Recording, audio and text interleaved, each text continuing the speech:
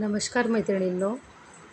प्रत्येक नवविवाहित मुलीला वाटत असतं की मी माझ्या घरातच स्वर्ग निर्माण करीन. तिला मिळालेल्या तिचे जे नातेसंबंध आहे ती कसोशीने टिकवून ठेवीन याचा ती खूप आटोकाट असा प्रयत्न करत असते. तर यामध्ये तिला तिच्या घरच्यांनीसुद्धा साथ द्यायला हवी. म्हणजे काय, तर घरात असणाऱ्या स्त्रिया, मेनली सासू आणि सून, तर या दोघींमध्ये नेहमी सुसंवाद व्हायला हवा.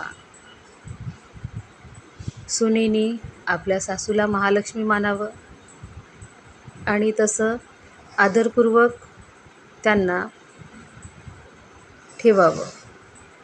त्याचप्रमाणे सासूनेसुद्धा आपल्या सुनेला गृहलक्ष्मी मानावं आणि दोघींनीही मिळून आपल्या घरात स्वर्ग निर्माण करावा.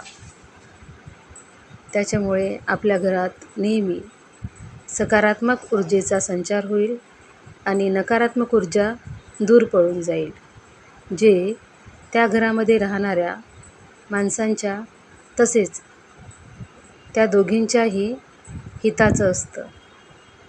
याने आपली मेंटल आणि फिजिकल हेल्थ ठीक राहते.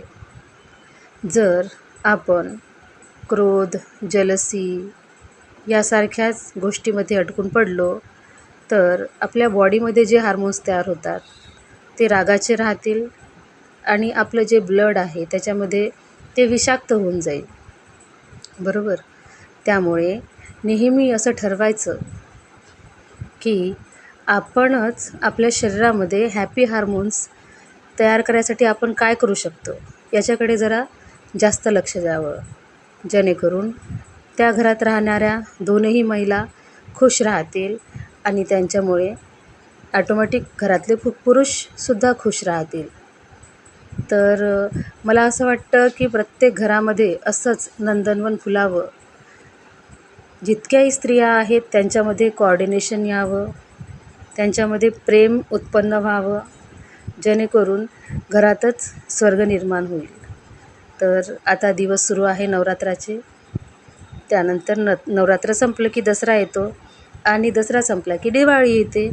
तर आता हे जे आपले सगळे सण आहेत ते अगदी आनंदात जावो आणि आपल्याला देव अंडरस्टँडिंग देवो, समजदारी आपल्या हृदयात डेव्हलप होवो, अशी मनपूर्वक देवाला प्रार्थना करते. आणि घराघरामध्ये सुख, शांती, समृद्धी आणि आनंद नांदावा अशी प्रत्येकाचीच इच्छा असते.